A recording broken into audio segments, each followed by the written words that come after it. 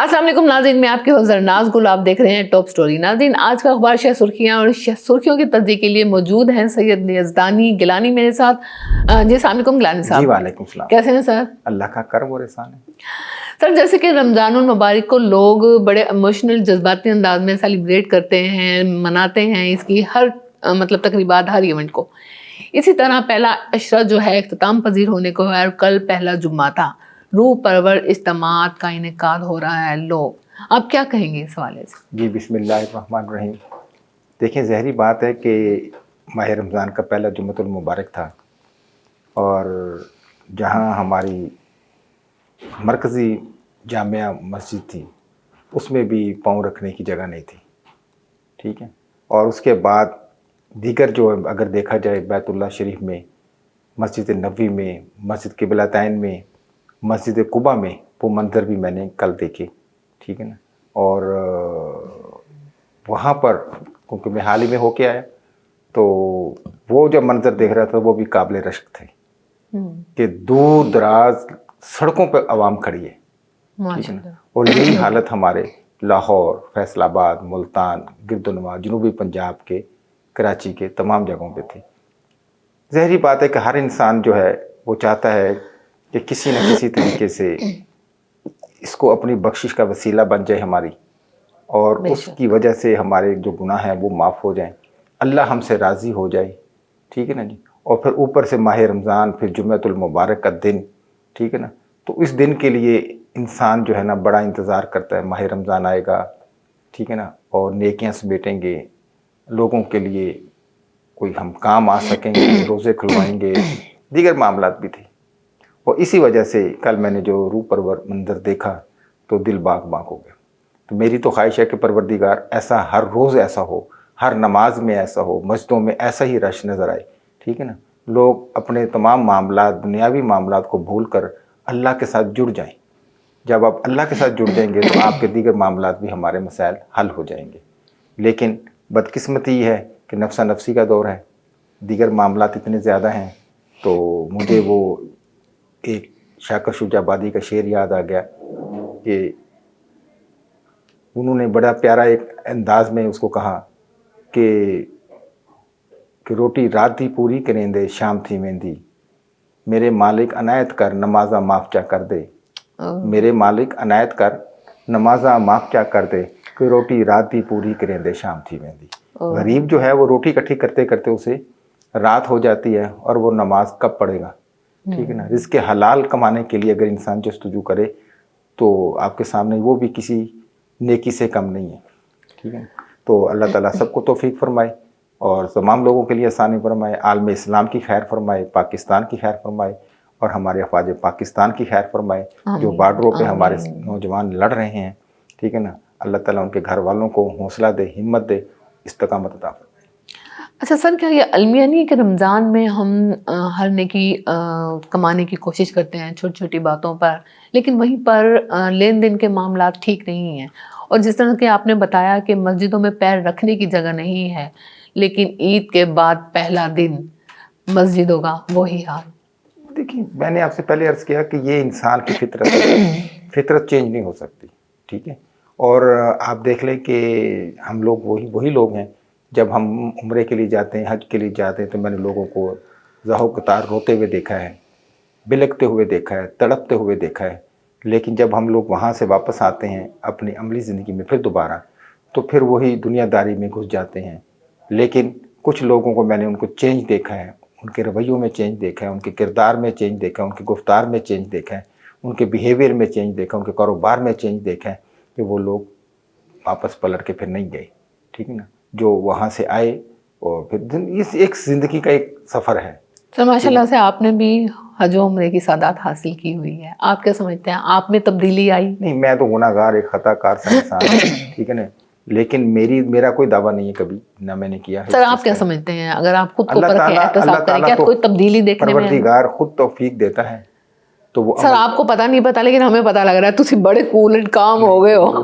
उसकी तौफीक के बगैर मुमकिन नहीं है। ये भी करम मेरे रब का है, उसकी आसानियाँ हैं कि इंसान जब बदलता है या इंसान के जब मामलात چینج ہوتے ہیں توفیق دینے تو والے اللہ تعالیٰ توفیق کے ثواب پیدا کر دیتا ہے، نہ چاہتے ہوئے بھی، ٹھیک ہے نا، تو اللہ تعالیٰ اس کو اس طرف لے جاتا ہے. شکر الحمدللہ. سر، پنجاب حکومت اپنے شہریوں کو ریلیف دینے کے لیے کافی اقدامات کر رہی ہے. ٹرانسپورٹ کی ایک نئی پالیسی جاری کر دی گئی ہے. واقعی عوام کو سہولت ملے گی یا افسر شاہی؟ ہاں جی، یہ بڑی اچھی بات آپ نے کی کہ یہ صرف افسر شاہی کے لیے ایک ٹرانسپورٹ پالیسی جاری کی گئی ہے، جس میں چیف سیکرٹری، آئی جی پنجاب، باقی ایڈیشنل آئی جی، ان کے کیا معاملات ہوں گے. 3 گاڑیاں استعمال کر سکیں گے بڑی ہیوی، ٹھیک ہے نا، پراڈو اور فارچونر وغیرہ لینا دینا، وہ سارے ان کے لیے سہولیات ہیں. اور پھر ان کے لیے سرکاری گھر کے استعمال کے لیے کتنا تیل دینا ہے وہ معاملات ہیں. اور جو ان کے آفس کے لیے جو معاملات ہیں وہ ہے ان لمیٹڈ تیل دیا جائے گا، ان کو پیٹرول ملے گا، ٹھیک ہے نا، اس کی کوئی پرچیز. یعنی مجھے بتائیں کہ کیا چیز ہے. اب 3 گاڑیاں جس افسر کے پاس ہوں گی، اور وہ گاڑی بھی جو صرف اور صرف 4 سے 5 کلومیٹر 1 لیٹر میں کرتی ہے، ٹھیک ہے نا. آپ مجھے بتائیں کہ سارا دن وہ کتنا پیٹرول پیے گی اور کتنے معاملات ہیں. لیکن اس سے نہ، کیونکہ افسر شاہی کی وجہ سے تو ہم بچے پڑے ہیں. اصل حکومت ان لوگوں کی ہے، سیاستدان حکومت نہیں کرتا. سیاستدان تو بیچارہ آتا ہے کچھ عرصے کے لیے، اور پھر وہ معاملات جو کر بیٹھتا ہے اس کی سزا بھگتتا ہے، پھر وہ جیل جاتا ہے، پھر وہ اس کے تمام معاملات ہوتے ہیں، پھر اس کے جناب کاروبار بند ہو جاتے ہیں، پھر اس کے اوپر ٹیکس والے چھاپا مارتے ہیں، پھر اس کے گھر والوں کے لیے مسئلے بنتے ہیں، پھر ایون میٹر والے تک آ جاتے ہیں بجلی کہ جی آپ اس زمانے میں آپ نے بجلی چوری کی تھی، ٹھیک ہے، وہ تو اس کی سزائیں بھگتتا رہتا ہے.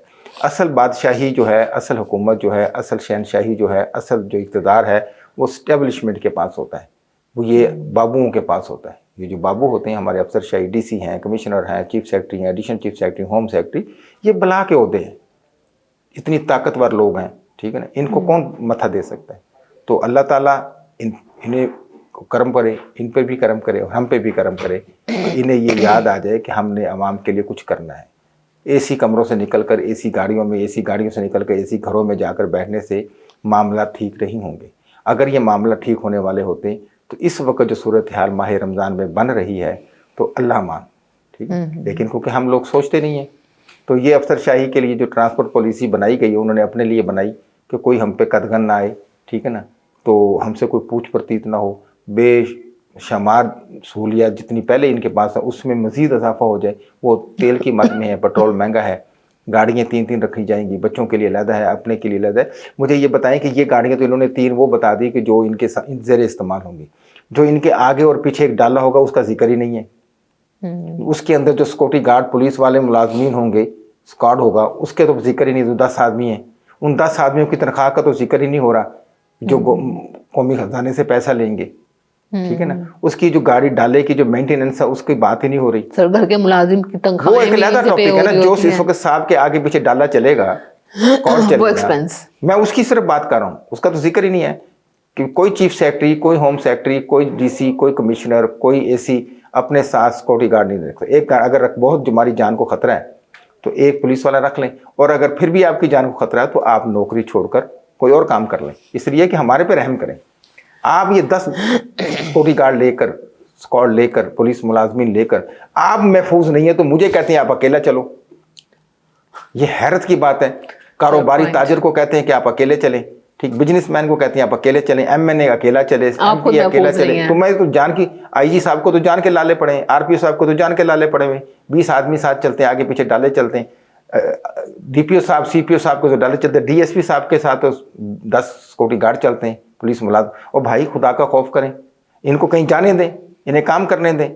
یہ 10 جو شرطیں آپ لے کے گھوم رہے ہیں، ٹھیک ہے، تو خدا رہا ان کے اوپر بھی دیکھا جائے کہ کوئی آدمی، ایک گن مین اگر بہت ذرا اس کے اور اس کے جان کو اگر زیادہ خطرہ لاحق ہے اور وہ اپنے آپ کو یہاں غیر محفوظ سمجھتا ہے تو وہ نوکری چھوڑ کر کسی اور ملک چلے جائے.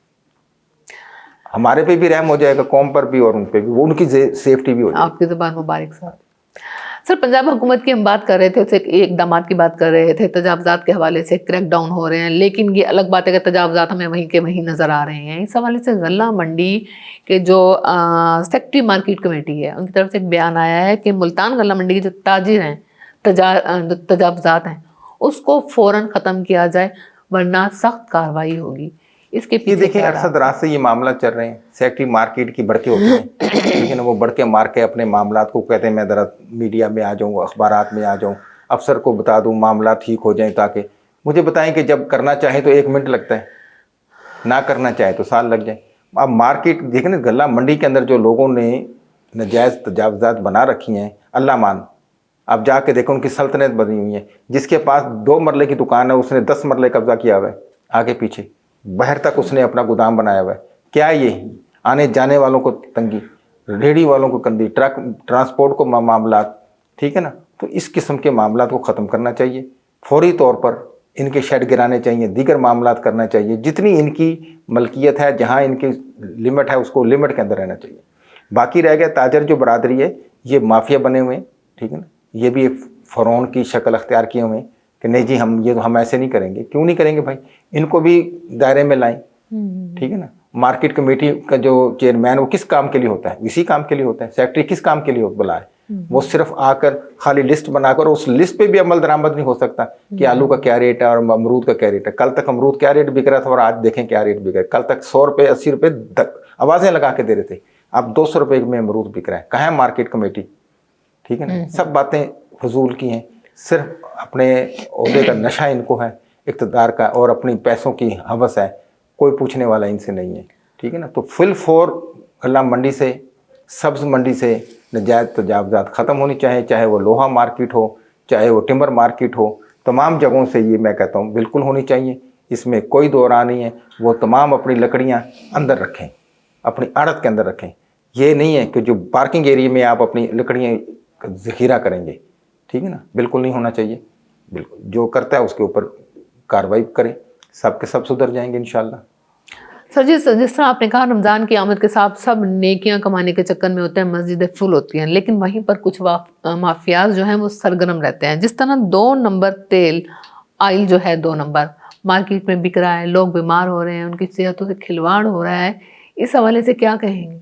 دیکھیں بات یہ ہے کہ جنرل بات ہے کہ ماہ رمضان کا مہینہ آتا ہے تو جو ہمارے گھی کی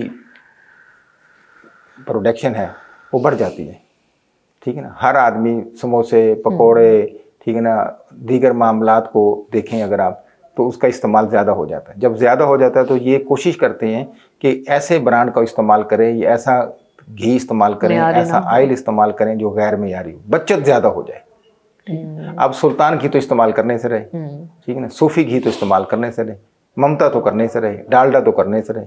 یہ کرتے ہیں غیر معیاری, سستا مل جائے, بھاڑ میں جائے عوام کی صحت, کنزیومر کی صحت, بچوں کی صحت, ٹھیک ہے نا. پھر اس کے اندر جناب یہ جب ایک دفعہ ایک سموسے یا پکوڑے ڈل جاتے ہیں اور اس کو آپ ڈپ کر کے اس کی تلائی ہوتی ہے, جب وہ 90 ڈگری سے اوپر چلا جاتا ہے, 60 ڈگری سے اوپر چلا جاتا ہے, تو وہ گھی مضر صحت ہو جاتا ہے. یہ قانون ہے, ٹھیک ہے, میڈیکل سائنس بتا رہی.